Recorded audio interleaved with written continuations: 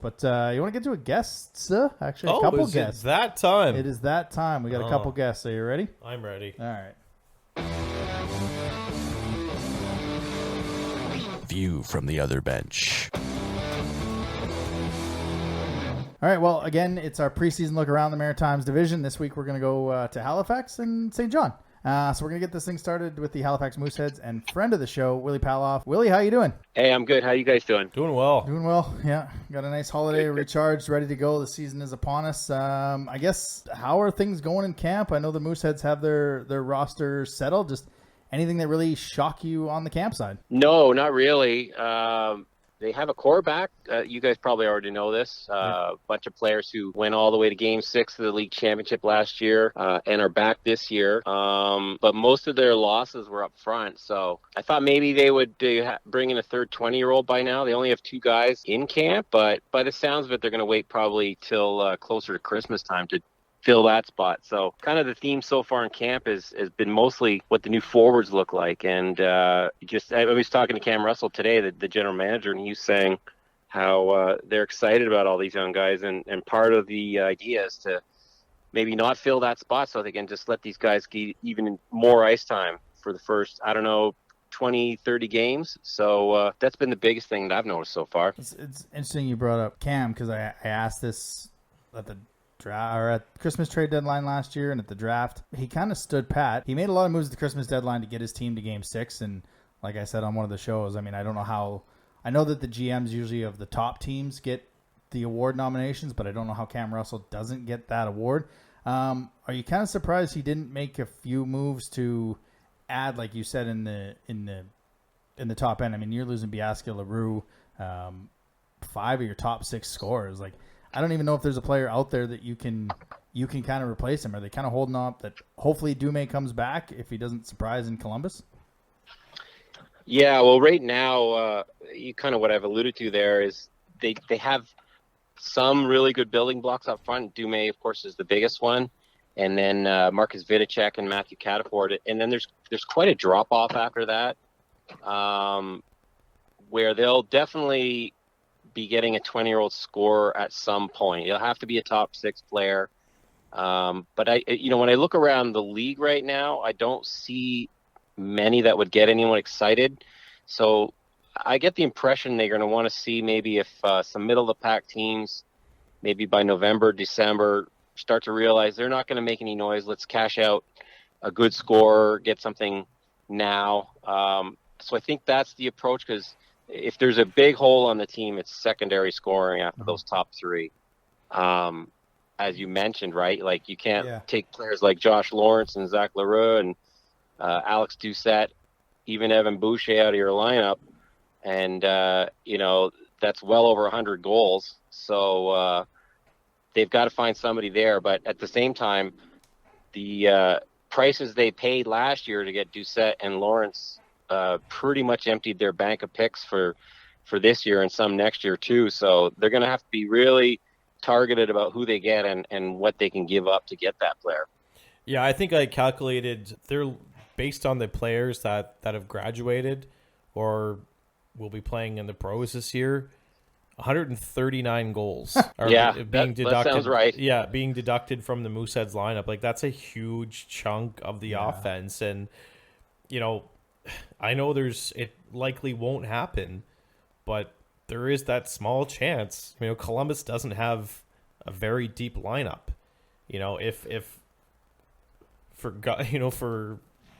Jordan Dume, let's say, happens to make the Blue Jackets, that just completely changes the Moosehead season, does it not? Oh, that's an understatement for sure. I mean, you're talking about the defending league scoring champion and MVP, who's now a year older and better, and he's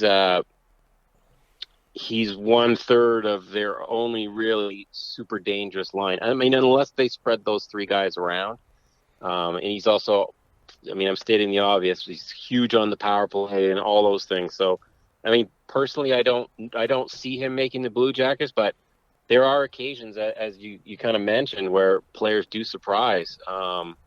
Patrice So Bergeron, right? who knows? Like Columbus is a team that needs something, right? Yeah. So And even if they kept him for part of the year and then sent him to World Juniors and he misses games, like all these things add up. So again, I think he'll be here probably to start the season. But yeah, like as I mentioned earlier, you take Doucette and Lawrence, the top 2 playoff scorers in the league last year, second and third in regular season scoring. Zach Leroux would have been high up there had he not missed a bunch of games. And I mean, those are huge holes. yeah, one bright spot in Halifax's lineup is definitely their defense. I mean, that's a solid group, and that's probably going to be one of the top defensive groups in all of hockey. Well, I should say Q, not all of hockey. Let's be specific here. But Yeah. did it surprise you when Brady James, I guess, was released? Because at this point, I mean, personally, you definitely could have got some sort of assets for him, Whether at Right. Christmas or the draft. Yeah, so he probably knew he was coming in as the backup, given how successful Rousseau was last year. But in your honest opinion, Willie, like, was it bad asset management by Cam Russell to not at least try to get something for him? Well, the problem is really that there are very few 20-year-old backup goalies in the league. And 2 or 3 years ago, when Brady came in the league, he was really good. He took some minutes from Alex Gravel, and had a pretty good start to his second year. But then he just got into a funk. And I mean, I'm not picking on the kid, but he would tell you himself that he didn't ever play as well as he did maybe in his first, I don't know, maybe 40 or 50 games in the league. And as a 20-year-old, there are plenty of 20-year-old goalies in the league, but you have to be the starter. And Mathis Russo in Halifax is going to play a minimum of 50 games this year. He to me, he's one of the top 2 or 3 goalies in the league. Brady knew that. I mean, there was no jealousy or anything involved like that. But I think had there been a team interested in Brady, a trade would have happened. So I think that's kind of how these things play out. Is he obviously came to camp and realized that at some point they were going to use that third 20-year-old spot for scoring. They already had a number of goalies going to play 80% of the time, and then they were ready to move on even in August, right? So tough for him. He's a really nice kid, and I think he's a pretty good goalie. But, if he were 19 years old, he'd be here. He'd be the backup there. There'd be no questions asked. But unfortunately, he's kind of 1 year too old. It kind of reminds me of the Cole McLaren situation, too, where he was behind Gravel, and then he was supposed to be the starter, and then just it wasn't traded or anything. He just kind of was released, and everyone was shocked by it. And it just, for a team that, the reason I think I was so shocked by it is a team that's losing all the scoring has a good D-core, one of the better ones in the queue, and then you're going to play a lot on Rousseau. You're going to want that veteran backup. And so how confident are they in the backup? I think it's Magid that's backing up for Milner. I knew it was an Milner, M. yeah. I knew it was yeah, an M. well, So they know Jack. I mean, I don't think they're expecting Jack Milner to play. I mean, a max number of appearances to me would probably be 20, unless they have injury problems. right. But he's a good team guy. He's a steady backup. But the other side of that is if they get to a point where maybe he has a stretch where they're not quite comfortable with his readiness, then there are always backups around the league, because it's one of those positions where, I mean, you only need 2 on a team, right? And there's all kinds of good goalies out there. It's just you need, as you guys mentioned, you need somebody maybe who's played a little more than a rookie would, just to make yourself feel comfortable. But right now they seem ready to go. And if Jack has a slow start, then maybe they'll change course. But as far as I know, they seem pretty comfortable, because the plan would be for the number one to play all the time in the playoffs. So you have to kind of count on that too. So I don't know what the expectations were coming into the season last year. I don't think it was get to Game 6 of the final. I think it was just win the division and kind of make some noise in the playoffs, and then the Lawrence trade kind of shifted things. So you go to Game 6, and a lot of the times in the junior hockey cycle, you go to Game 6 of the finals, and that draft is a restock of the cupboards, and Cam's got to, like you said, he's got to be very meticulous on the trades he makes. So is it a championship or bust mentality for this team if, knock on wood, everyone kind of stays healthy? Or what's the mindset of the fans and Cam Russell going into this season with, we didn't even touch on it, a new coach? Yeah, well, a new old coach, right? Yeah, exactly. I mean, Jim Midgley was there 5 years ago after 7 years with the team, and is 5 years more experienced now. He's coming off 2 years in the NHL with the Rangers.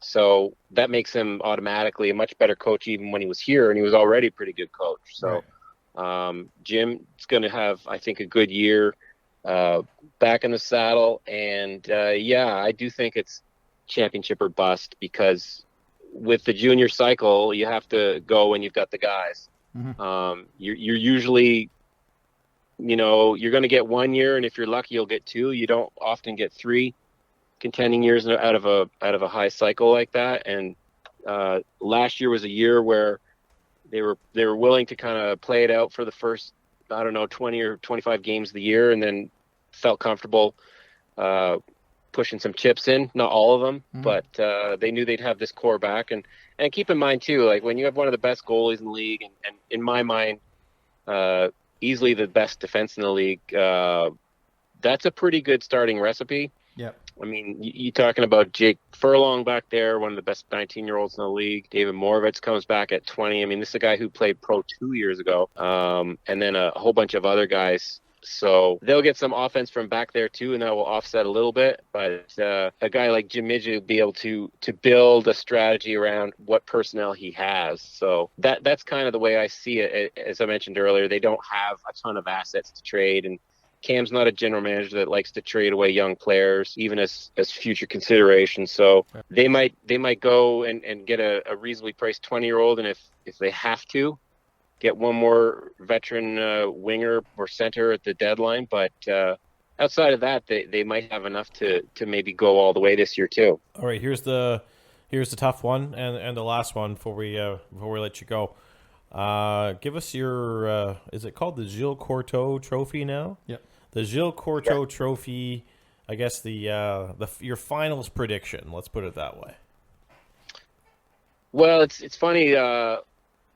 The reverse of what the Mooseheads have done as far as building through primarily the draft is going on in Rouyn-Noranda. That's a team that does draft really well and has some really good building blocks that are homegrown. But if you go back and review some of the trades they made, bringing in some excellent veteran players, I could see them and the Mooseheads being in that final. Of course, a lot of it will depend on division rankings, and like they've got a funny format for how it all lands out with semifinals and that kind of thing. The worst format. Last year being a good example with Quebec and Gatineau playing in one semi, and Sherbrooke and Halifax in the other. Those are 4 teams you could pull 2 out of the hat and not go wrong. Yeah. So, but sure, in September, I would say those 2 teams look the best, and then sometimes a lot changes in a hurry at Christmas when other teams are even more aggressive than what we see here in Halifax. That's common too. So that's what I'll say right now, but I'll also say that you never know with the Quebec League because everything changes in December, January. Yeah, absolutely. And